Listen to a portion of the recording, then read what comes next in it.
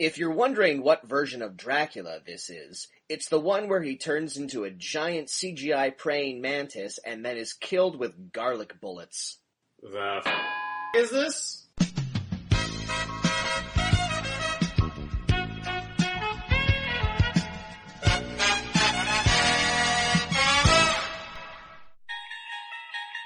You're listening to a podcast, but it's not like a normal podcast. There's like swearing and stuff, and maybe it's all spooky, like there's like a bowl of grapes that you're pretending to be eyeballs, and maybe there's a spooky spider on the wall. Ooh, spooky spider. This podcast exists outside of a realm of normal podcasts. You've entered the TFIT zone. You proud of yourself for that one? No, not really. Not because the TFIT zone really makes it sound like we're a gym. I know, right? You remember when you used to write out your intros? Yeah, I should go back to doing that. The long ago scripted. The long ago days of last episode. Mm-hmm, yeah. I've had a busy morning of sleeping in and not caring. Anyway, welcome back, ladies, gentlemen, and however else you wish to self-identify, to The Fuck Is This? As we continue our 2 months of Halloween Spooktacular edition. Because you demanded it, people. A couple people demanded it. Oh, yeah? Yeah. You've been really forcing it, though. Yeah, and now I have like a little bit of a following, and by that I mean I have people following me home with pitchforks and, what are those things? The fire on the end of the... A torch? A torch, yes, a torch. Thank you, one of those. I don't know, I'm not a... You're not an outdoorsy kind of guy. I'm not a dictionary scientist. I'm your host, Kaz Lesgard. With me always is Jameson Rafter. Hello again, everybody. Happy almost Halloween. Yes, well, it's by the time this drops, we'll actually be in October. We'll be in the month of Halloween. Mm-hmm. Hope you got your costumes all set up and ready. What are you doing for Halloween this year? Oh, I don't know. Actually, no, I did have a thought the other day. This is like a really like specific deep cut, but I've been Lex Luthor a couple of times. I think I've seen those pictures of it. But I haven't been classic... Gene Hackman Lex Luthor? No, classic 70s cartoon Lex Luthor with like the purple jumpsuit. Oh, awesome. Yeah, Legion of Doom Lex Luthor. Yeah. That'd be awesome. Yeah. And then I'll steal 20 cakes. Because that's awful. That's awful, yeah. That's an old meme there, kids. It'll be great, but I'm bringing it back. What are you going to dress as, Jameson? Well, it's going to be tough for me to top my Turd Ferguson costume from last year, or like the time I went as a Dwight Schrute, which is to this day the best off-the-rack, best-fitting suit I ever had, and I just looked awful in it. I got something cooked up, but it's going to be a surprise. Yeah, but like I go all out for my costumes, and I try to make them very budget-appropriate, maybe something I can incorporate into my day-to-day wardrobe. Keep your eyes peeled for the Instagram for all of our costume shenanigans. In addition, we also have an Instagram now, but let's move on and welcome our guest, who you heard a little bit of earlier when she pointed out what a torch was for us. So she's already... Contributing already, even without the introduction. She's already improving this show. Yes, she is the lead singer of the Vancouver-based punk band, the See You Next Tuesdays. Please welcome one of the spookiest people I know, Jack Havok. Hi. Welcome. I'm spooky. Yeah. You seem delightful. I'm not intimidated at all. Should I be? You haven't seen my freezer. Oh, God. Oh. Sounds like I will eventually. From the inside. Yeah, that's what spooky was meant as a compliment. I hope you take it. Oh, no, that of way. course I do. Jack, on this show, we watch baffling, strange, bizarre, crazy, shitty, crappy, awful, terrible movies. It's generally a miserable time for everybody. I think it's going to be great. Yeah. What are some of your favorites? What are some of the weirdest movies you've ever seen? Okay, well, we were talking about Primer the other day. That was just fucked. Oh, God. Trying to keep track of that in my notebook and then going back and reading it later, it's like I sound like I have schizophrenia. You gotta rewatch that movie a couple of times to get it. Yeah. And even then, you don't fucking do it. Fucking physicists need to rewatch that movie a couple of times. I think that movie, I might be wrong about this, but I believe that movie was written and directed by a physicist. Yes. Which is why the science is so sound. Correct. If time travel were to exist, it would look like it does in Primer. Yeah. In a storage locker. And, very unsexy. Yeah. Having to buy your wife a new fridge. I also really really like the movie Tideland. That was really messed up. Never heard of it. The Terry Gilliam joint, fucked. right? Oh, Yeah. okay. Yeah. Say It's no more. basically if Terry Gilliam did Alice in Wonderland, but it was super creepy, and I don't necessarily mean that in... Like an American McGee's Alice kind of way? Yeah, or? but Okay. more in there's like an actual little girl as the protagonist, and she keeps finding herself in situations that little girls shouldn't be in. Yeah. Creepy in that way. Okay. Yeah, okay. the witch that wants to, like, you know, taxidermy her father, and then the fact she has, like, all these, like, headless dolls that she talks to.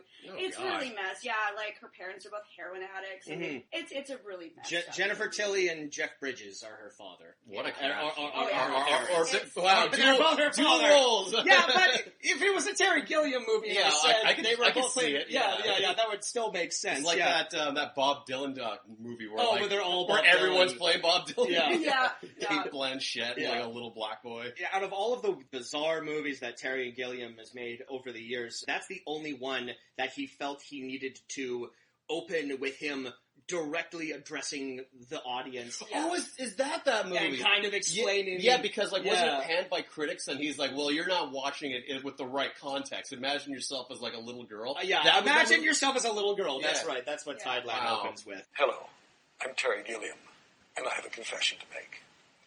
Many of you are not going to like this film. This film is seen through the eyes of a child. If it's shocking, it's because it's innocent. So I suggest you try to forget everything you've learned as an adult. The things that limit your view of the world, your fears, your prejudices, your preconceptions. Try to rediscover what it was like to be a child with a sense of wonder and innocence. And don't forget to laugh. Remember, children are strong. They're resilient. They're designed to survive. When you drop them, they tend to bounce. I was 64 years old when I made this film. I think I finally discovered the child within me.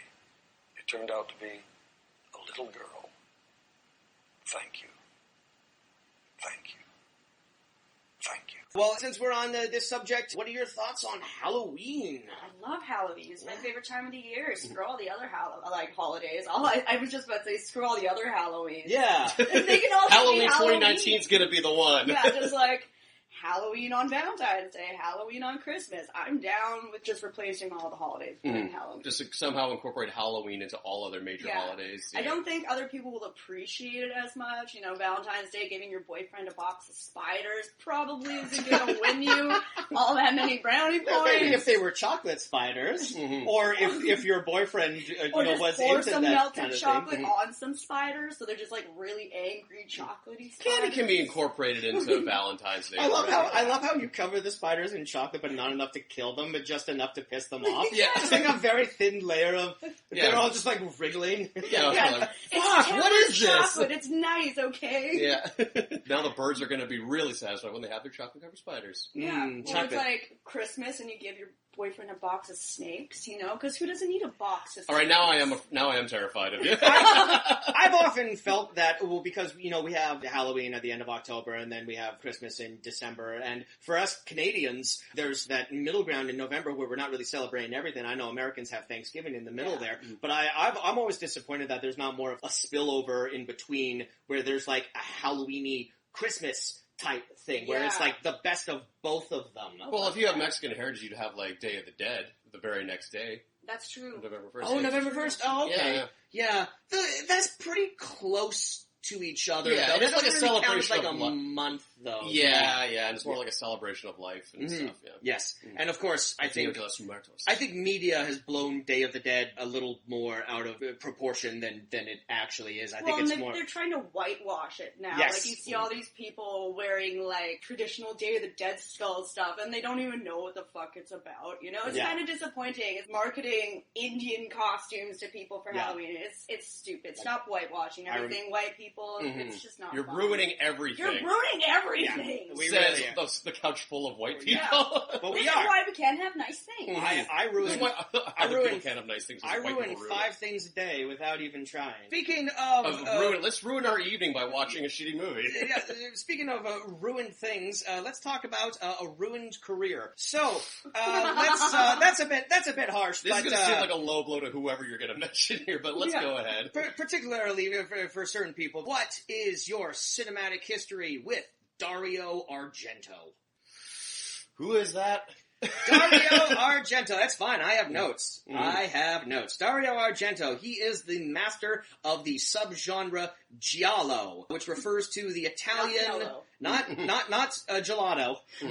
No, giallo. The word giallo is Italian for yellow. The term derives from a series of cheap paperback mystery novels with yellow covers that were very popular in post-fascist Italy. And the giallo subgenre of films refers to the Italian thriller horror genre that has mystery/detective elements and often contains slasher, psychological thriller, sexploitation, and occasionally supernatural elements. I love everything about what you just said. That sounds like a rip-roaring good time. Dario Argento is highly influential for both Italian cinema and just for horror cinema in general. You've certainly heard of one of his movies. In the run-up to this episode, over the past month or so, I've tried to watch as much Argento as possible to get kind of a good overview of his background. His first 4 movies are interesting because I watched these 4 movies back to back, and what I found interesting about them was they're all kind of the same film.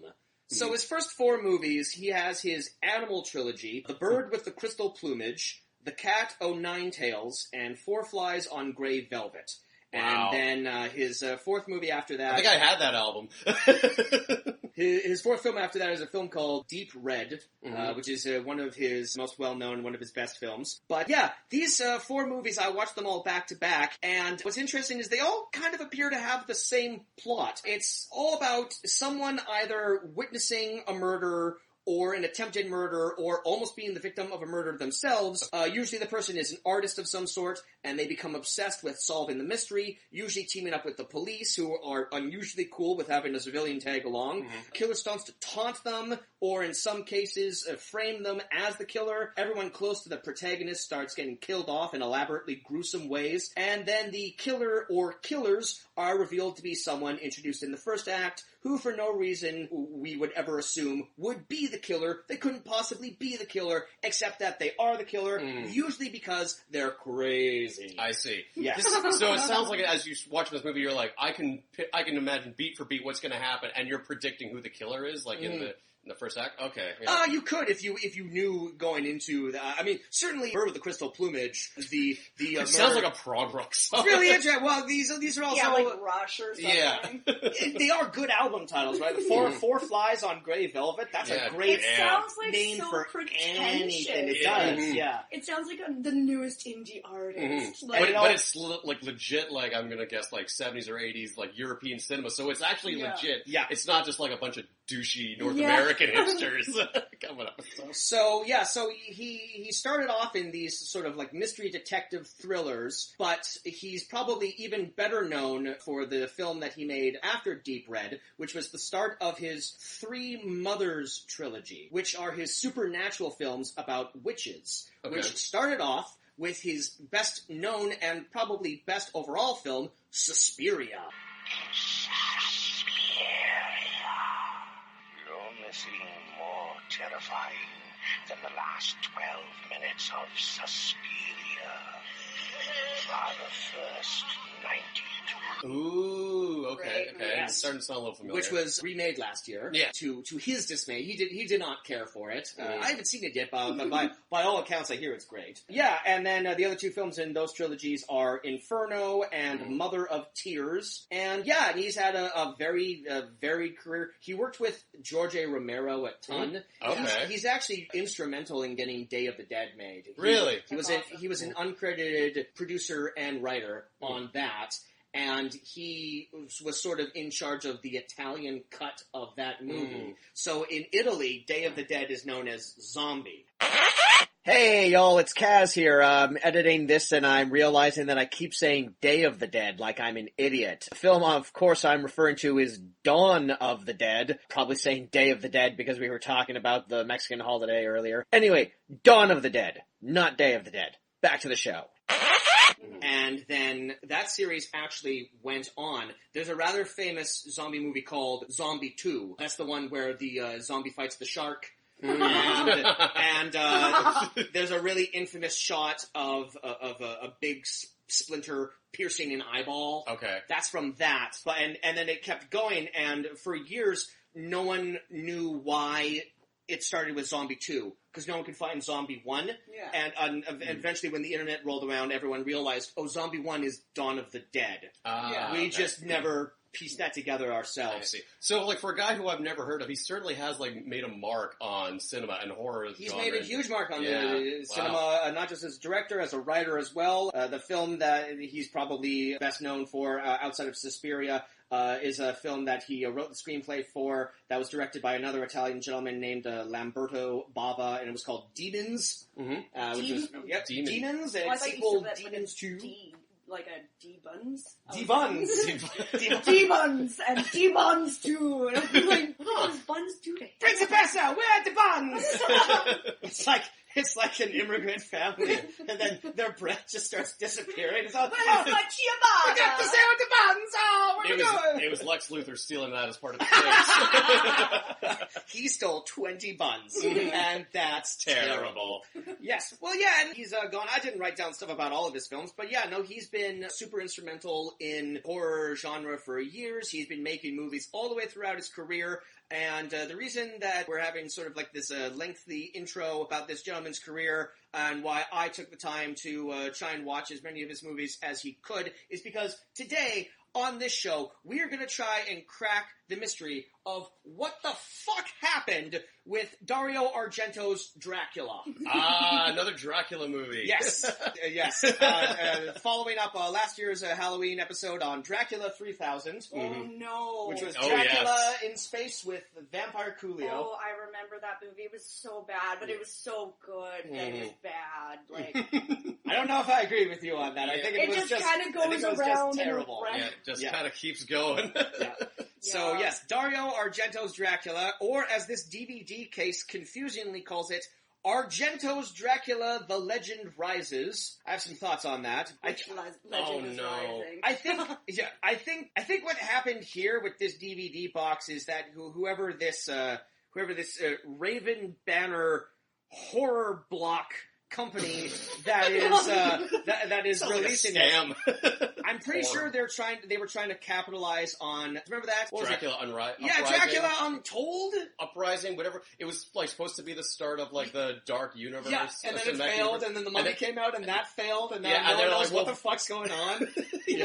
So it's trying to cash in on that shitty movie. Wonderful. Yeah, it's a shitty movie that tries to capitalize on another shitty movie. Perfect. Yeah. To watching 2012's Dario Argento's Dracula, which is a very complicated name to say. It is. 2012. The stars of this movie, we don't need to go into the plot, because the plot of the movie is Dracula. Is it legit like the Bram Stoker Dracula? Straight up. This is straight up his take on Bram Stoker's Dracula. Mm-hmm. That does not mean it's not going to veer wildly off from where that story is meant to go. But anyway, yes, within this cast, starring as the titular Dracula himself, we have German actor Thomas Kretchman, who you might have seen from prestige films like The Pianist. He played the nice German that tried to hide Adrian Brody from the Nazis. Okay. And he played a Nazi himself in the movie Downfall, which for people on the internet know better as the movie that spawned those endless Hitler memes of him being mad at something. Okay. That was an actual movie, and it's really good. It had to come from somewhere. It's sadly known for that. North American audiences might know him from films like Blade 2, another vampire movie, Resident Evil Apocalypse, Wanted, Peter Jackson's King Kong. He was Baron von Strucker in Avengers Age of Ultron. But in terms that I know matter to you the most, Jameson, he was Max on Season 2 of 24. Nice. This gentleman here. I can't place him, but I believe you. All right, fair enough. Yes, also in the cast. Now, no late period Dario Argento movie would be complete without an appearance from his daughter, Asia Argento. Oh, nice. Yes. I assume, yeah. Yes. Yeah, she starred in a lot of her father's movies. Running down the list, she starred in... So, sort of like Judd Apatow's kids? Yes! but with less nudity. Yeah, that's kind of weird that your kids are naked in your movies. Yeah, that's a little. That's a whole some thing. red flag. We'll get to that later. Anyway, yeah, Asia Argento from Triple X and Land of the Dead, and also instrumental as a key figure in the Me Too movement before she herself was accused of sexual harassment, but we don't need to go into that. I don't even know why I mentioned it. Moving on. Woo! And of course, filling out this cast as this movie's Van Helsing is an absolute legend of cinema who we sadly lost this year, the one and only Rutger Hauer. Ah, yes. Now, a little interesting little bit of trivia. Thomas Kretchman has played Van Helsing in another project, and Rutger Hauer has played Dracula in another project. That's just like a little neat thing. Thomas Kretchman played Van Helsing in 2013's very short-lived NBC series, also simply called Dracula, and Rutger Hauer played Dracula in a straight-to-DVD movie called Dracula 3000. Almost. Yeah. You would have remembered. I know, it wasn't. Rutger Hauer came. No, what was his...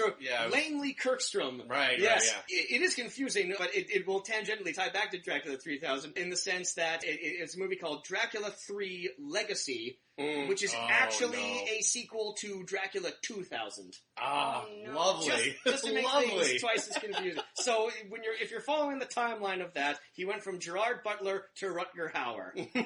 So he improved with age. The only thing I could really say on Rutger Hauer is when I was younger, my dad's a lawyer, and he represented a case of someone who was suing a movie production that had Rutger Hauer on it, and they had to deposition Rutger Hauer, so he met Rutger Hauer through a lawsuit. It's kind of an awkward time to ask for an autograph. I know, right? Just slip it in with the papers. Yeah, right. Well, I'm just right here on the dotted line. Love you in Blade Runner, That's man. a picture of me, man. Oh, sorry, that must have just got mixed in there. Yeah, we know it's a picture of you. This is a court case. Yeah. The people You're Exhibit C. on trial must have photo. I mean, I've never been on trial for. I don't know how it works. I imagine you have to sign some paperwork. Is this a when you're picture on of trial. me? Yeah. Yes or no? Let the record state that he agreed that this was a picture of him. Mr. Hauer, is this your signature? I can't really say one way or the other about it. Could you sign a random piece of paper so we could combine the signatures to make sure? How about, I don't Objection, know. Your Honor, I what happen is to the have meaning this of 8 by 10 right here of... I'll just happen to have you sign my child's autograph book. That's a cool child who knows who Rutger Hauer is. Yeah, no shit. Yeah. All right, cool. Well, let's uncover the mystery of Dario Argento's Dracula, or Argento's Dracula: The Legend Rises, or as I should put out, titles does this movie have? It does have one more title because, believe it or not, this movie did have a very brief theatrical run where it went under the title Dracula 3D. Yep. This is a 3D movie. It does not come with 3D glasses. I do not have the capabilities to watch a 3D movie here, so we're just gonna have to use our imagination where they have a lot of really obvious this is the part where you put your 3D You'll notice the first one almost immediately. Nice. But yeah, we're going to we're going to go check out what the fuck happened to one of the greatest filmmakers in Italian history, and I love how this is the movie that's going to introduce me to this legend of horror cinema. And it's just I don't get the hype. Yeah, frankly, I don't see it. Yeah. All right, well, we're going to dive into Dario Argento's Dracula, and as we dive into it, because, fuck it, it's Halloween anyway, I have the treat part of Trick or Treat all planned. We're going to eat mini candies. Yay. And we're going to open them now, so the second half isn't just all that noise as we're doing it. Yeah, all right. Appreciate that, listener. Hold on. Thanks for bringing the candy, Kaz. I'm sweet enough, though. Yeah, get this old dropping into the bowl sound. There we go. Foley That's sound. some live Foley you're appreciating there right now. That you probably audience blew your headphones out. You audience members can't see it, but Kaz is he's sporting a wicked Halloween shirt today. He's they can't see it. Dressed apart. Check out the Instagram, bitches. All right, we'll see you after the break. Later. Stay tuned.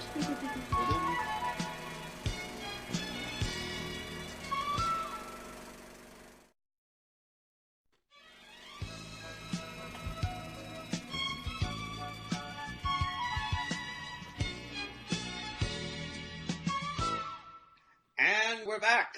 I'm gonna make the obvious vampire joke and just say that movie sucked. I'm pretty sure that's the exact joke I made for Mansquito. Probably. Yeah. That one sucked too. That one sucked too.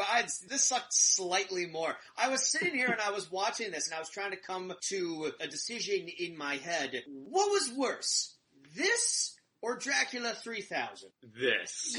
Yeah. I agree. Yeah. I agree with you because Dracula 3000 was awful and boring. Yeah. And everything that this movie was, but that movie was slightly more incompetently bad than this one, and it gave it a little bit of an edge. Yeah, there was a lot of material there that you could riff on, that was just like rolling your eyes funny. Yeah.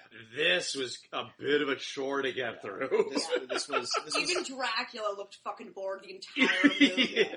It's pretty upsetting when, I've seen a lot of, adaptations of the Dracula. I've seen the Bela Lugosi one, I saw Bram Stoker's Dracula, I saw the fucking Mel Brooks, Leslie Nielsen Dracula movie, and that is a more accurate and fun portrayal of the Dracula story than this. Yeah, absolutely. Yeah, I mean, good God, I've seen Thomas Kretchman in a lot of movies, and he's been in a lot of terrible movies too.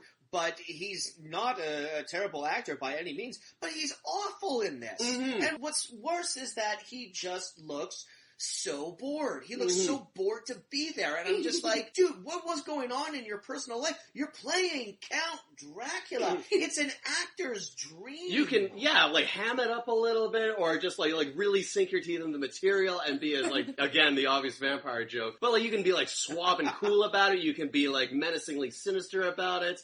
You can be seductive about it. And he's none of them. No, he is sleepwalking just fucking his way. deadpan the entire movie. There's a moment where he uses his mind control to make someone shoot himself in the head. And the way he does this is, I guess, he's mimicking the man's facial features by using his own face. So he opens his mouth really wide, and then the guy puts the gun in his mouth. It just looks like he's yawning. Yeah, it for just looks 5 seconds, just pure yawning. Yeah. And you expect a tear to roll down one eye, Any scene where, it's just him glaring at people and he doesn't have any dialogue, he just looks so bored. Yeah.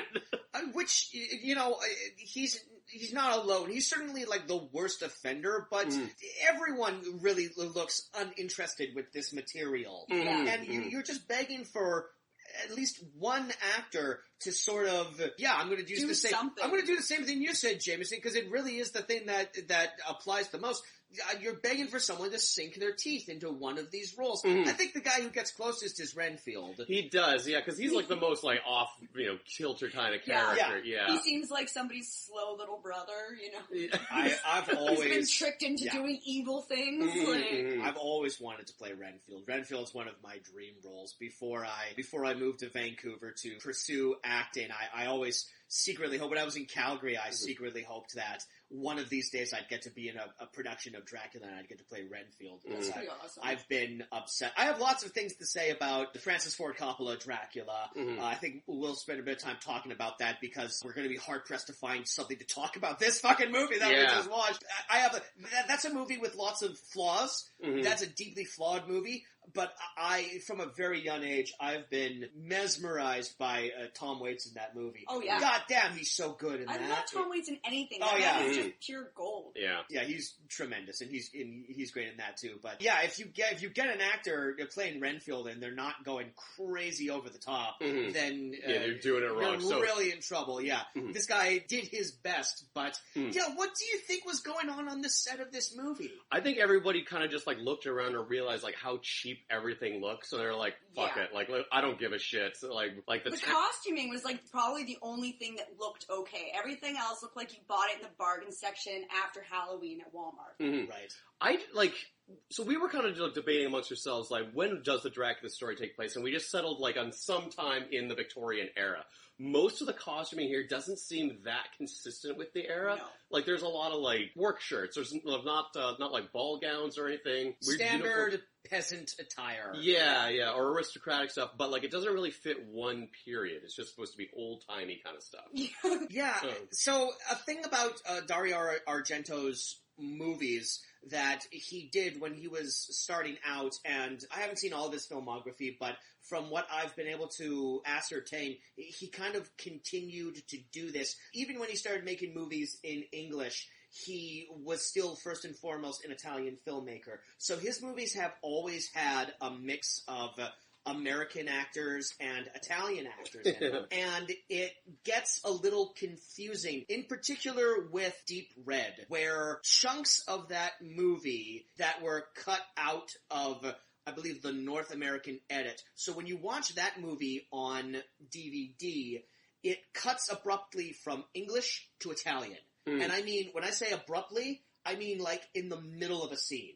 Like, people will be talking, and then all of a sudden it's subtitled, and then they'll switch back over to American voices again. So it's a very odd thing that he does. He'll cast Italian actors alongside American actors, and the American actors will use their own voices, and the Italian actors will be dubbed by someone else. Okay, So that makes sense, because sometimes it looked like their mouths weren't matching up, even with this movie, because I'm like, am I seeing things, or is that guy, like, his mouth isn't doing the right thing? Yeah, really, a lot of really bad dubbing, and you don't even have to go looking into those movies. You can see examples of that in this movie. There are characters who, like, are clearly Italian. There's, like, no Romanian people whatsoever. There's, like, a few Americans who are supposed to be playing Dutch people. if you're referring to Van Helsing, I will actually slightly correct you there, because Van Helsing, the character, is a Dutchman, and this is the first time in history that he has been played by a Dutchman. So there we go. Yeah.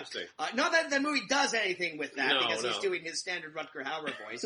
But, and then one of you pointed out midway through the film that the actress playing Mina is meant to be a British character, but they cast an Italian actress. Yeah. That's the only time that would make sense to actually have that be dubbed with someone with a British accent, but no, they chose to keep her with her own Italian accent. Jonathan Harker is the only Englishman in the entire movie, and like, you know, he's gone for most of the movie. Yeah, it's like, oh, where'd he go?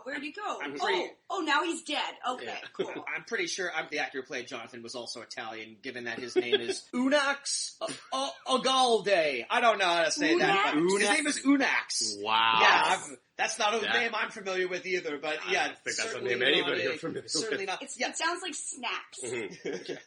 So do we want to bother going over the plot? Because, like, if you've read Dracula or you've seen any Dracula movie, it's mostly that.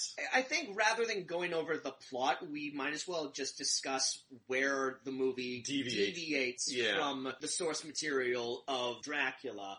Because in parts, it is a very faithful adaptation, and in other parts, it veers wildly away from the source material. But it's funny how in this version of, Dracula, of Bram Stoker's Dracula, directed by, like a master of Italian horror, they choose to open it with the oldest horror movie trope of two people sneaking away to have sex with each other. In the most well-lit barn I have ever seen in the middle of the night. I'm sorry, if you've ever had sex in a barn, you're fucking around for like 10 minutes trying to find out where the hole is. You're not going to get that kind of lighting. It sounds like you're speaking from experience. Oh, plenty of experience. You don't want from my barn years. I'm from Alberta. There's not much to do. It's a rite of passage. I lived sleeping in a barn. I lived in Alberta. Sneak out at night and sneak away to the barn for some secretive teenage sex. Yeah. I lived in Alberta for 6 years. I really missed out on all my barn fucking. I gotta go back. I gotta go back sometime and catch up on that. And true enough to that trope, the young woman on her way home is accosted by a CGI owl that turns out to be Dracula, and she's turned into one of the brides. All the guys are assholes. She's just like, hey buddy, we just fucked. Can you walk me home? He's like, no, you got here on your own. Have fun getting home. I believe. Like, what the hell, man? I believe he doesn't walk her home because someone might see them. Yeah, because I think he's probably married. Oh, he is what the deal is there. Yeah. Still, be a gentleman and walk her home. Walk her to her door on that spooky night. At least, like, walk her halfway. I mean, she left her keys hanging outside. She'll be able to get in. She snuck out to have sex with you in a barn. Like, the least you can do is, like, pay it forward and walk her home. Yeah. This is another running motif that we kept laughing at throughout the movie, is that people are very bad at locking their doors in this small Transylvanian location. Oh, yeah. That woman in question, like, she locks her door and then she leaves her keys to the door, like, above the door where anyone anybody can grab them and unlock She them. didn't buy one of those rocks from HomeSense. You know? They were all out. They spent all their money on shitty fucking Halloween. You couldn't do that rocks. back in the day. You had to hire carve out your own rock. You had to hire a smith to make your own hollow rock, and then get the patent on the idea. It's not. No, yeah. So the woman gets attacked by a CGI owl Dracula, which is the first time we get to see this movie's amazing CGI budget, and also the first of many CGI animals that look like shit. And also on the train. The first moment where we get to see what this movie's idea of 3D is, as the owl swoops in from the frame directly at us. Were either of you counting how many moments were even 3D? No, but I would imagine anytime there were like flies buzzing around characters, that was meant to be 3D. Okay. Well, and I'm sorry, that owl, like, they did such a bad job on that owl. The one in the labyrinth was better than that, and it's like 20 fucking years older. Mm-hmm. They did such a bad job on everything. This is on true. all of the CGI. Let's get into this particular talking point right here. So it is from the book. Vampires can turn into other things. Vampires turn into, from the Bela Lugosi. You know what? I need to go back and I need to check the cliff notes of the book again, because the idea is that like Dracula has the power to transform into animals. Like the most famous and well known are bats. Yes, he famously transforms into bats, but he can also transform into wolves and rats and stuff like that. The bats specifically may be from the Bela Lugosi version. I don't know necessarily if that is something Bram Stoker came up with. I think he just kind of wrote, he has the ability to transform into animals or mist. He also has the ability to transform into mist. But it's just like a popular pop culture that is just like dictates that Dracula has the power to transform into bats. I mean, famously so. The DVD cover is a swarm of bats, but again, that's from that fucking Dracula Untold movie, which this DVD cover is trying to trick your grandmother into thinking it is the same movie. Yeah. And the reason I keep bringing this up is because there are no goddamn bats in this entire movie. No, not a single one. Did they not have the rights to bats in this movie? There was cockroaches, there was flies. So here is a list in order of least to most amazing. Here's everything that Dracula transforms into in this movie. First he transforms into an owl, then a wolf, then a shitload of flies. Yeah, 3 cockroaches, a rat. Yeah. I think we never see it's implied. It's implied anytime you see an animal. It's great because anytime any animal that's not a horse is probably Dracula. Yeah, anytime you see an animal, it's the implication that it's Dracula, which is so funny because there's Jonathan's introduction in this movie is him getting off a train, which also looked CGI. We couldn't figure out whether Jack that was that green screen or not. I was looking at that, I'm like, and even there's steam coming off. It was like, something was. Why going does that on look with so phony? It's probably because it is. So we meet Jonathan. He comes off the train, and then for some reason Argento is stuck in a CGI fly buzzing around his head, just bothering him. Was that Dracula? Yeah. Was that Dracula just Most being a likely. dick in that one scene? Well, and then there's like those wolves in the beginning of the movie, and it's all these happy-looking dogs, and then there's just terribly dubbed dogs being angry on all these good boys, and they're trying to wagging their tails. Yeah, they're trying to heighten the terror of it by having the growling noises that they're just not syncing up to the dogs. No, it's not. There's the sound of them growling and snarling, but the shot of them is they just got their big dopey tongues out. They're like, "Hello, what are you doing over here? There's lots of people around right now. Who's your good boy? Are you a scary wolf? You a scary wolf." So Dracula transforms from a wolf back into his human form, and one of the worst looking transformations. They must have been very proud of that, however, because one of the alternate posters for this movie is literally that. Oh, the close-up of his eye. They were Why quite would you proud do of that fact. But hands down, the best transformation. God, it was just like Animorphs, man. It was Animorphs level, So we gotta set this up. We gotta set this scene. Okay, so at this point in time in the movie, Mina is being terrorized by Dracula, and he's taken out a ton of people. He's taken out half the town at this point. Yeah. But man, that town's population was Yeah. dwindling, and Yeah. no one was doing anything about it. He's taken out Lucy. Lucy is already, famously from the book, Lucy gets turned into a vampire. Van Helsing is out doing his thing, investigating So Dracula. it's Mina and Lucy's father who is sort of watching over her door. He's asleep at his post, but he's keeping watch outside of her door. Mm-hmm. And we can see the hallway to his house lead down. And then up from the stairwell at the end of the hallway, we see a shadow. And at first, you can't quite believe the shape of the shadow. It looks very familiar. They're not doing this right now. They're not. No, they couldn't possibly. They couldn't possibly be doing what you're about to see next. I read Dracula when I was in school, and I don't remember this part from the book. And then, up from the stairwell comes a fully CGI, Giant man-sized praying mantis. praying mantis. Oh, classic. I missed that part of the book. You know, I should have written my whole book report on it, you know? If Bram Stoker were alive today, he would probably see that and be like, fuck, that's a good idea. I should Just like comes up and just like starts slicing into Lucy's dad, and it's like, oh, there goes your head. Yeah, in lieu of like a bat monster like in the Coppola movie, we're gonna just do like a giant CGI praying mantis. Like, whose idea was that? I'm going all Dario Argento. That feels fully like that was all on him, and in some way he must have signed up. I suffered through the making of features on the DVD, so neither of you would have had to. What I will say is there's about a 10-minute segment where they show the making and deployment of the practical mantis claw that goes into the fake body of the thing, which is maybe in the movie for like half a second. Yeah, they are so fucking proud of this arm. They're all like, yeah, it's a great little practical effect, and it's not, we didn't put a lot of money into it, but the great thing is we only need it for like a couple of shots, and then the whole thing can just fall apart, and no one cares. That's how filmmaking is made. But God, this is the Dracula movie with a giant CGI praying mantis. It doesn't even eat his head. No. Come on, that's a wasted opportunity that's right a there. mating thing, so that would be something that he would be saving that for Mina. Yeah. Sure, he's a male mantis. Right. Yeah. Oh, God.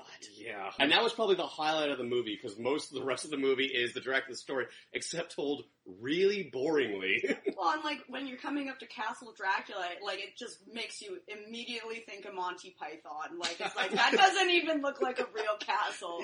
Like, let's not go there. It's a silly play.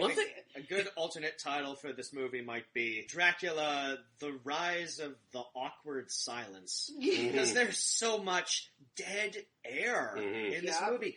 The reason this movie and is... hair smelling. I feel like that's in a lot of Dracula movies. I can see Gary Oldman sniffing some dews.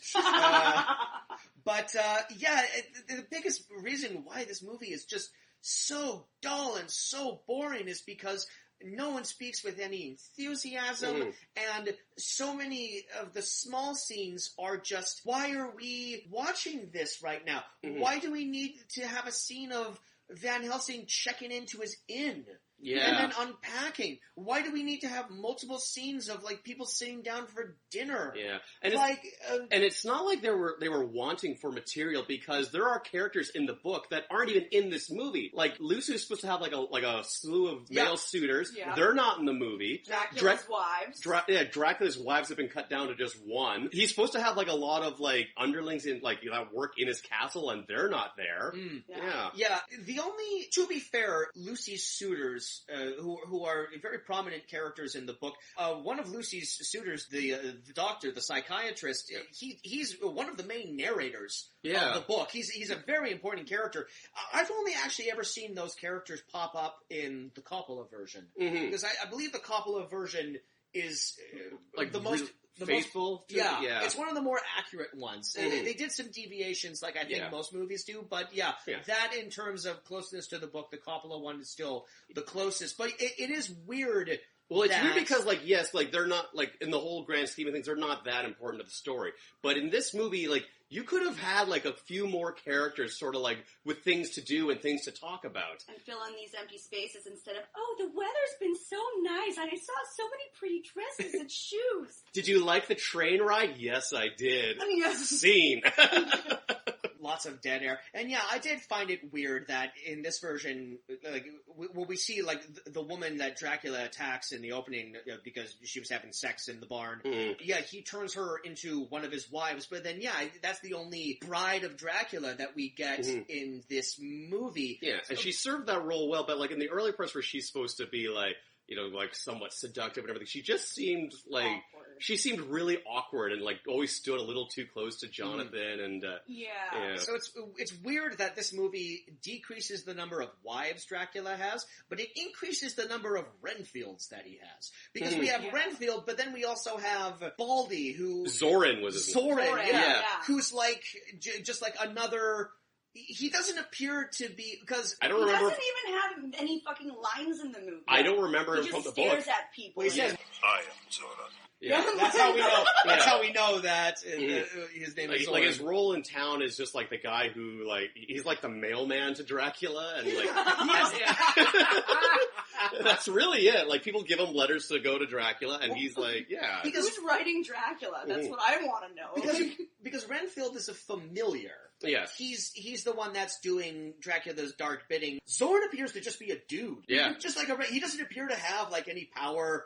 He's not being, like, mind controlled by Dracula. He's just like the one guy in this town He supports him. Yeah. He's a like fan. A Dracula, yeah, a vampire's taking over our town. He's the only person there who's all like, yeah, cool. Yeah. All right, I can get behind that. Sure, yeah, why not? Yeah.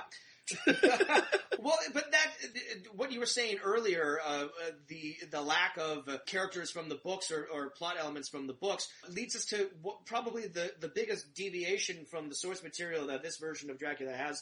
I think from any other version that I've seen, is that this is the only one that takes place entirely in Transylvania. Yeah. Mm-hmm. Now, were they, because they kept calling it a different name. Yeah, what was it?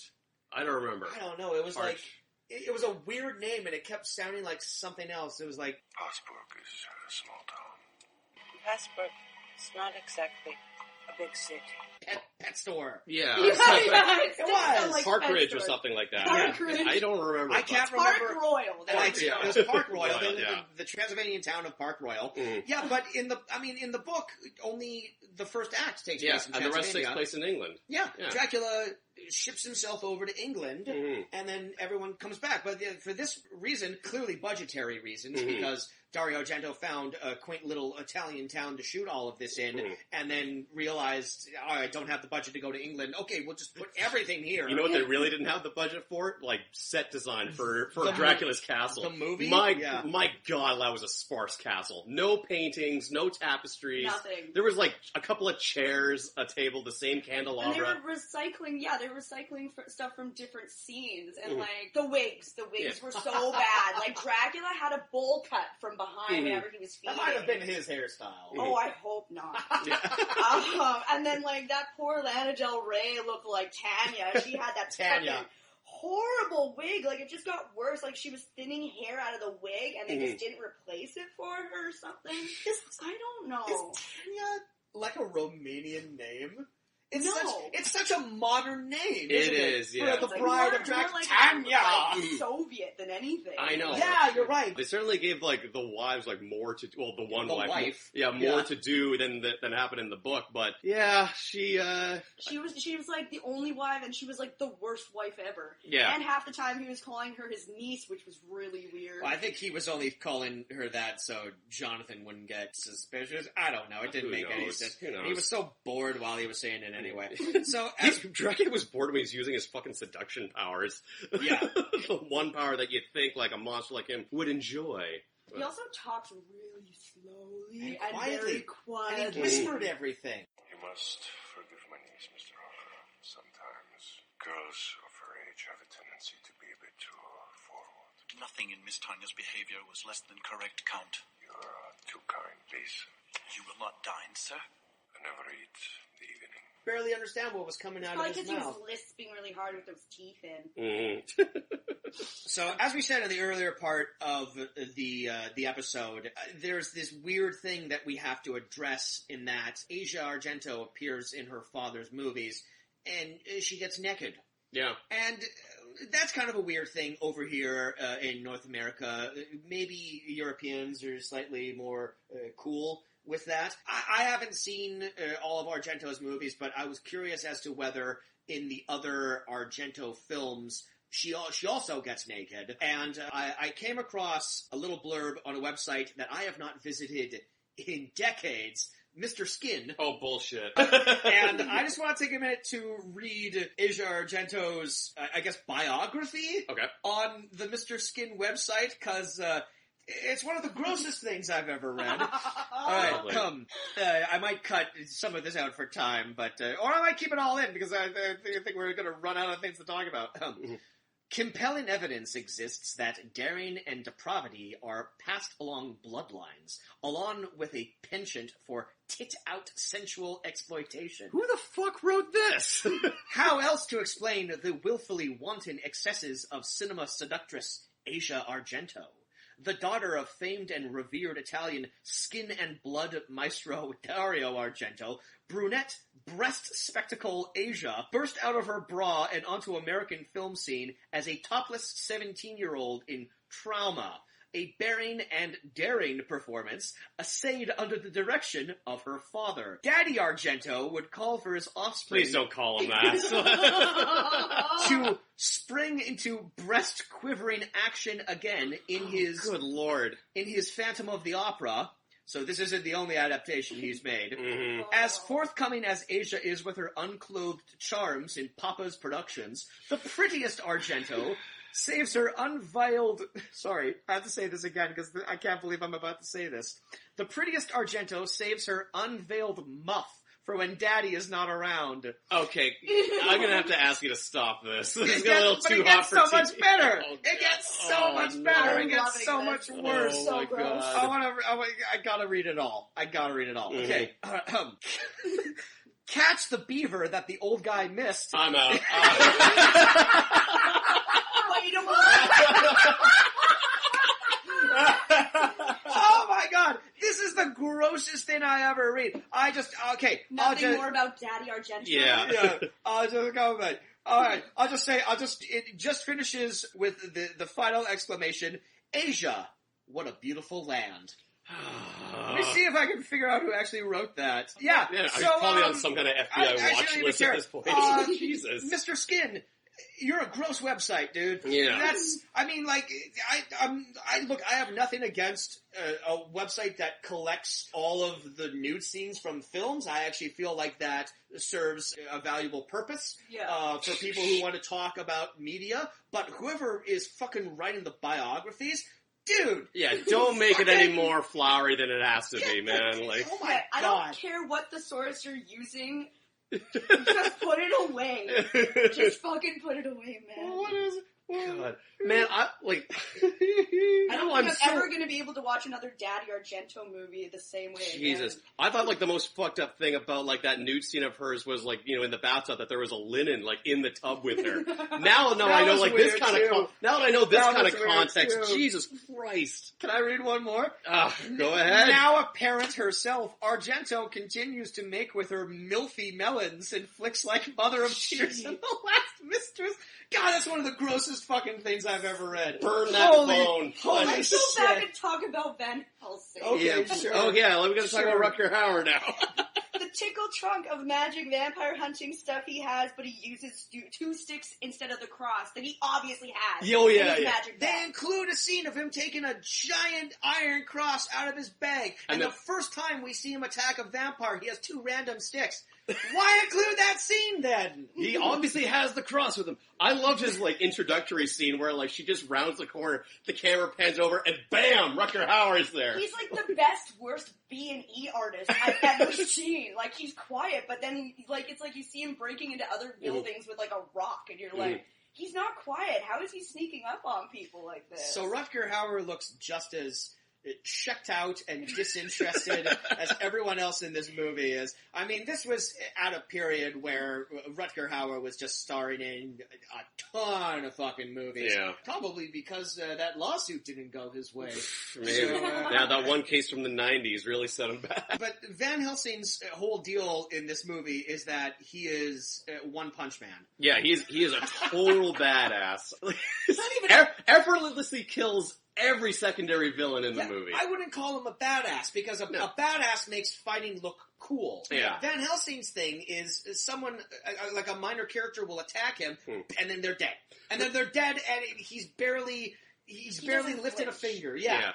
It reminded me of, like, remember that Hugh Jackman Van Helsing movie? And I wish I could forget it. He's like, you know, like a tough, like, action hero who's like, you know, bare knuckle brawler. That was a franchise that kind of fizzled right away. And he is not as adept a fighter as the Rutger Hauer Van Helsing. No, not at all. God damn, Rutger Hauer is so much more effective than Hugh Jackman. But yeah, I thought you were going to say you, Jack, and I was like, well, thank you. Very nice. I mean, I know he was a famous movie star. It's kind of not fair to compare the two of us. Has that ever happened to you before? Someone's talking about Hugh Jackman, and you think someone's saying like, you, Jack. You Jackman! Jack! That's what I thought was going on. I'm like, you Jackman! Jack, man! That's funny. Yeah, Van Helsing shows up near, like you had mentioned when he shows up. You forgot he was in the movie. Yeah, well, that's why when he turned around and like he's suddenly there, I'm like, oh, Rutger Hauer, what are you doing here in this movie?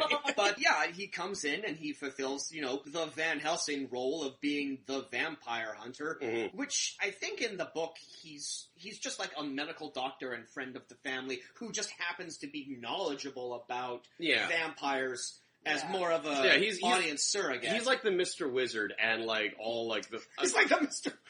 What does that mean? You remember Mr. Wizard from like the 80s? He was like this. It was this kid show, and it was a science show. No, I've never heard of Mr. Oh, Wizard. Yeah, it was awesome. Like he would just teach kids all these science experiments, and then like the kids would be like, "Wow, Mr. Wizard!" Like, that's right, and like that's. How is that anything like Van Helsing? Because that's what he was like in the book. He would explain vampires and stuff, and then like all the other men in the story would do like the actual fighting and killing. But he was just like the guy who knew what to do and why it worked. All right. It's a bit of a lengthy explanation, but I see where you're going there. All right, I'll send you some Mr. Wizard material. You can learn about magnets and electricity and shit. Yeah, so Van Helsing shows up, and in like short succession, he goes down and he sees, you know, Lucy's been turned into a vampire, so he sets her on fire. Oh yeah, because why get like a stunt person in a fire suit when a CGI fire looks just as good? That was another thing they went into in great detail on the DVD making, and much like their praying mantis arm, they were very proud of putting CGI fire around Asia Argento. And she's like, right, and they're all like, yeah, this is what you do, and you have to adopt, a depth of field for 3D, and everyone's like talking, and everyone's patting themselves on the back. It's like, this is a good job, we're working on a movie. We're working on a movie together, we're making a movie. Well, this is the movie that they ended up making. Good job, guys, it looked great. The vampires turn to silica beads when they get killed. I mean, like, I mentioned to you guys that, like, there was the scenes, like, where the vampires were slowly, like, decaying, and I'm like, this is, like, good, proper use of CGI, this looks fine for what it is, but then, like, it just kept going, and it just got progressively worse until they collapsed into their ash pile. Buffy the Vampire Slayer came out before this and had better CGI. Mm-hmm. Yeah, Blade. Yeah. When Blade kills vampires, they turn into, like, fire and stuff, and that makes sense. That a vampire would disintegrate that way. Yeah, God, this came out like a decade or so after Blade and Buffy the Vampire Slayer. After most of the good vampire stuff. Yeah. So it has no excuse. Yeah, good lord, guys. Budgetary should not be of concern for you guys. But yeah, Van Helsing never breaks a sweat. Like, Dracula sends Tanya, his bride, after him, and we think we're gonna have like this big thing where the vampire bride attacks Van Helsing, and she's like... and then he just stabs her, Yeah. and then she's dead, and then later on he's Zorn goes after her. Yeah, Zorn shows up, and we think, okay, so these are two humans, so at the very least this will be a fight. He twirls him around, and he just so happens to hit a wall with a protruding nail, and his eye pops out. All these accidental one-hit kills. And then later on, Renfield attacks him, dead. John, in another deviation, but he kills the cowardly priest. You know, Oh, yeah. Renfield kills the cowardly priest. Yeah. Oh, that was a weird character. That priest. He just comes running after him in the forest with his holy water and his boots. Well, he recommended to Mina that, like, hey, I'm gonna put you in touch with Van Helsing. It's a very weird character. Yeah, like he'll know what to do. And then, like, later on, Van Helsing goes to him and says, like, hey, I need your help. Your man says, and the priest says, I don't know who you are. I've never heard of you. And like, you put Mina in touch with him. You're the go-between. He said that because he didn't want to get involved because he was a coward. Yeah. But and then he has. Yes, we as the audience know for a fact he knows exactly who Van Helsing was because he's the one that sent Mina to get. I guess. I mean, we didn't. And he says he doesn't want to help him. And then there's a scene of him like praying to God for courage. And then he meets up with Van Helsing later. And then he dies. And he's absolutely useless. Like, he's no help at all. Like, Van Helsing kills a guy, and then fucking just, here comes the fucking cowardly priest out of the corner. He's like, oh, here's a little holy water. I helped. Oh, yeah. Like, Van Helsing stakes one of the stakes Jonathan. In another weird deviation from the book, Jonathan, who's one of the central characters of Bram Stoker's novel, and I believe... The movies, I believe is the person who ends up staking Dracula through the heart at the end of the book. They decide to make him a vampire who has to die in this movie. Who also disappears after, like, the first act, and we never see him again until the very end, where they open a coffin, he's like... And you're like, oh, right, Jonathan was a character. And then they kill him immediately. Van Helsing stakes him, Jonathan, like, collapses into ash, and then the priest puts the holy water on him. He's like, that was my one thing that I did. I'm helping. Yeah.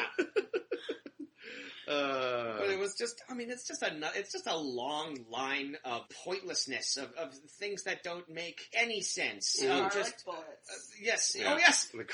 Dracula! So, if you're scrolling through every version of Dracula that's ever been made, and you're trying to figure out which one this is the version where Dracula, A, turns into a giant CGI praying mantis, and B, is killed with a garlic bullet. It's gunned down. Fuck, this movie's terrible. Oh, and then he after, like, everybody thinks everything's good, and what's-her-face and Van Helsing are walking away, all of a sudden the cloud of Dracula's silica beads rises again and shows this horrible wolf face, like, on those cheesy, like, white people t-shirts. Yeah, that is the last 3D shot to, like, get you hyped for the sequel. That is the last thing that I would want to see at the end of the movie that would make me go, now I want to see more of this. Like, yeah. When that happened, I think I just, like, audibly exclaimed, oh, fuck you. Yeah. I don't need to... just turn it off. I don't need to see this. I'm blowing through my notes here. You mentioned this earlier, so there's one really weird... I don't know, this is how straining we are for, like, material to talk about this. Can we go back and talk about that bathtub? Yes. That was really weird. Okay, so this was a weird thing. So there's a scene where Asia Argento gets her beeve out, and her milfy tits, and her young friend is bathing her in a shot that her father directed. Yeah, and is directed many times. One apparently when she was 17. Lovely. Good to know. The Europeans, I don't know. Yeah. But, yeah, so she's just bathing her in this bathtub, and the point of the scene is we see the vampire marks on her leg, but the bathtub that she's standing in, it's draped with a sheet. Yeah. But it's still it's lined with a fabric sheet, but it's still filled with water. Yeah. I've never seen that before in my life. What is the purpose of that? I can only think is that, I think you mentioned, like, probably the only bathtub they could find was, like, a bright neon pink one. Yeah. And it's like, we don't have time. Something scratchy and wooden or something. Yeah. They couldn't put the girl sitting in it. They couldn't find a proper Victorian-era bathtub, so they just figured, like, either inflate this kiddie pool, we'll put a blanket over, no one will know the difference. I feel like they cut a lot of quarters this movie this way. It's like, either, nobody will notice. It's either that, or it's two, like, giant home hardware, Tupperware containers that you, like, store your shit in, like, cut in half and, like, push together, and then they put a sheet over top of it because they couldn't couldn't find a bathtub. But that was just such an odd thing to do. Mm-hmm. Oh God, what else? We talking about like the day for night. Oh yeah, like you made the observation that like in a vampire Dracula movie, the majority of the scenes take place during the daytime. Yeah. And when the scenes do take place at night, they're lit by like a giant fucking spotlight. Or some blue gels if you're lucky. Yeah. I hadn't seen that effect in a movie since like, I can't even remember, but like that was a big thing in like the 70s and 80s. Yeah. Like you would put like that filter on it and it would be day night. Yeah.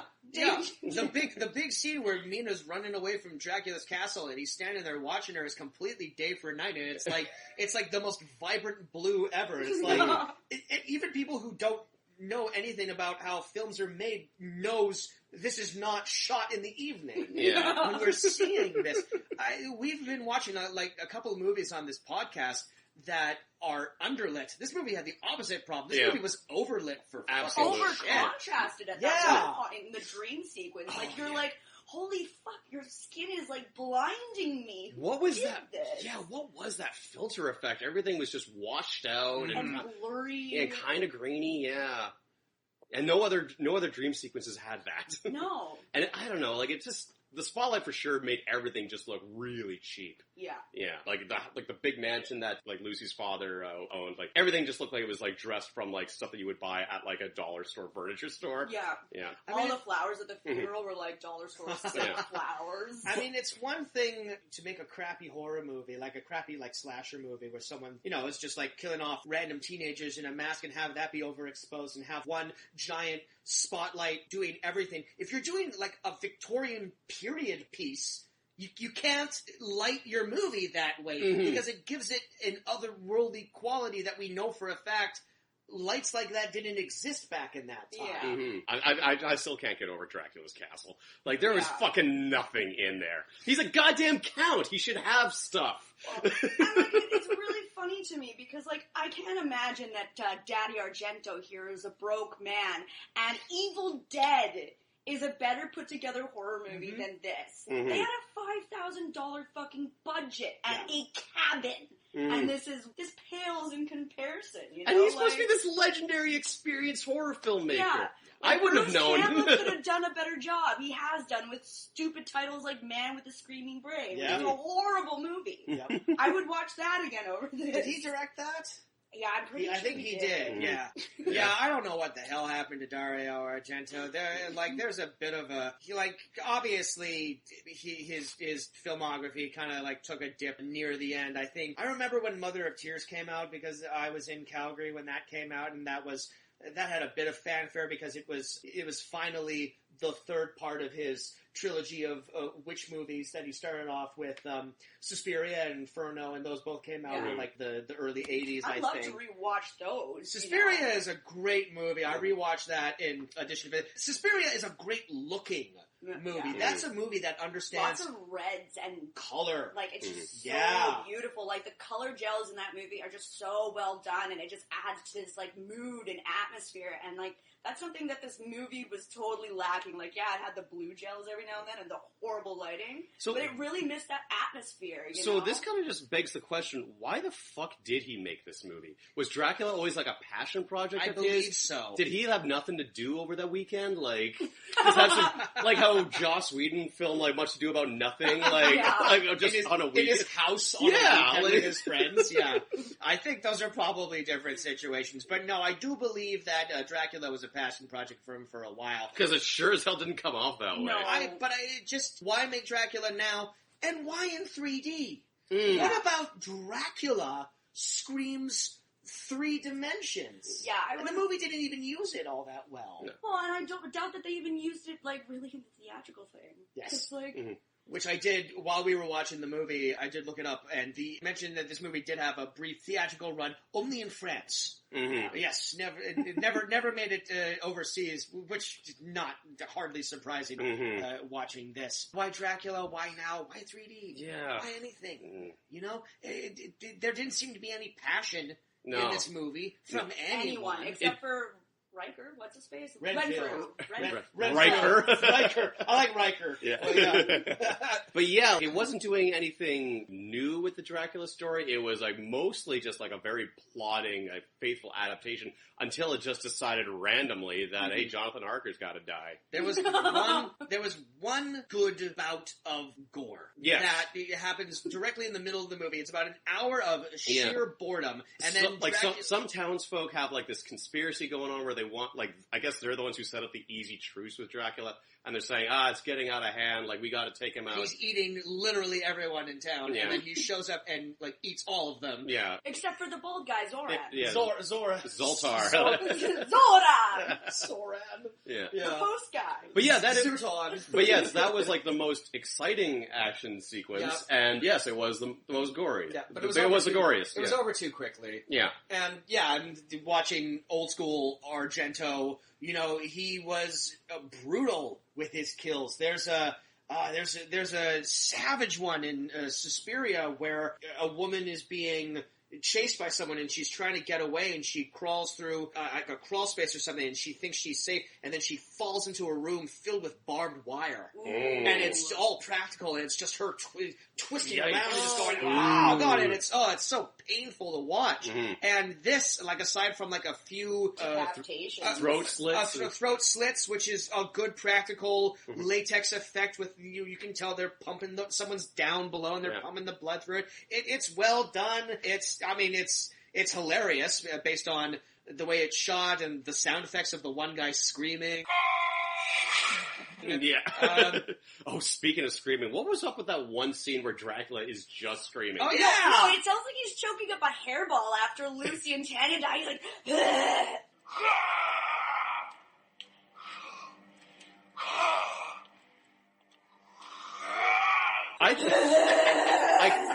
I kept wondering if that was like his actor warm-up thing, and they happened to catch it on film. I'm so glad you said something about that. I'm like, please mention Dracula's hairball, please. That was Dracula's hairball, yeah. And it was just like apropos of nothing. It just comes out of nowhere. No, it is. It was just like 6 seconds of him coughing up a hairball, and then it changes scene completely. Yeah. It's like, what? Why? Well, okay, we talked about the worst parts of this movie, but now it's time to talk about the best.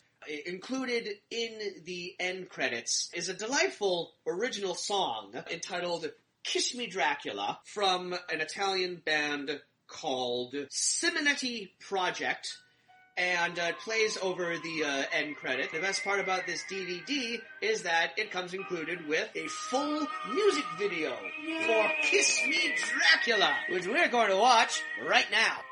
Yes, he's the creator of the night. He's the wolf. Dracula.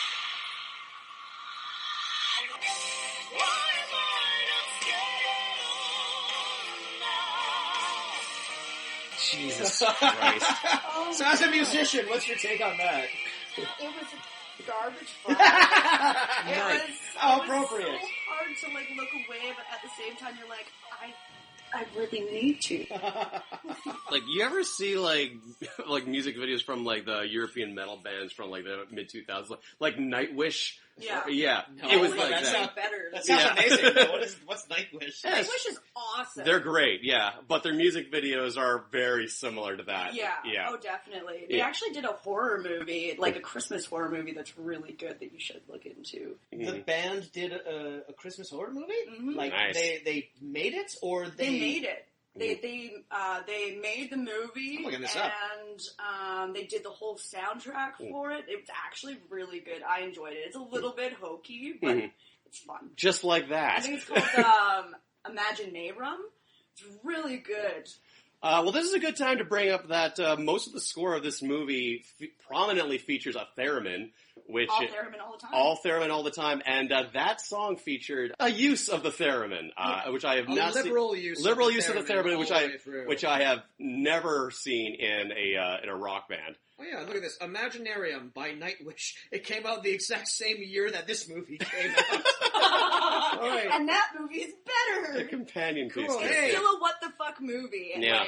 and it's a good fun time. Hey, maybe we'll put a pin in that and ask you to come back next Halloween. Yeah. Yeah, that would we be can track fun. it down. Mhm. Yeah. Be nice to watch a good movie every once Yeah, in a while. right. But yeah, that music video really did encompass most of the plot. It made it look a little bit more exciting than it really was. And this is a good time also to bring up that another thing that's really apparent from Argento's old movies is that the soundtracks are always incredible. In particular, he scored a lot of his movies, Deep Red and Suspiria and other films, with a band called Goblin. Or The Goblins. Oh, I've heard of those guys. Yeah, and if you just listen to the soundtracks to some of his old movies, they're great. They are just, like they fit the scenes that they're scoring perfectly, and they're just synth-based, just like rock stuff. Okay, cool. So to go from here to what literally sounds like if you were to have a haunted house in your living room, and you got one of those CDs where it's like spooky and scary stuff. Creaky doors, yeah. The soundtrack to this movie literally is. That's all it is throughout the entire thing, and it's wild. And it really takes me out of the movie because, like, everything is set in sort of like this Victorian era. It's like very creepy atmosphere, and the theremin just reminds me of like cheap 50s sci-fi, like Plan 9 from Outer Space kind of stuff.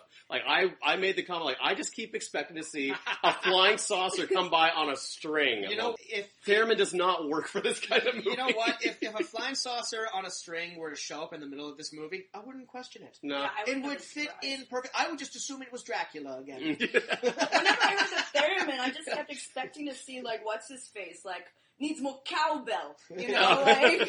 Christopher Walken? Yeah, you know, I kept expecting, needs more theremin.